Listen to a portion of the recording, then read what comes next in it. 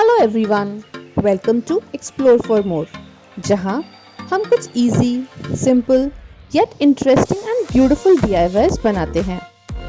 ये हैं उनकी कुछ झलकियां, जिनके लिंक आपको डिस्क्रिप्शन बॉक्स में मिल जाएंगे। तो आज की वीडियो में हम एक प्लास्टिक के जार को बहुत ही सिंपल तरीके से डेकोरेट करेंगे।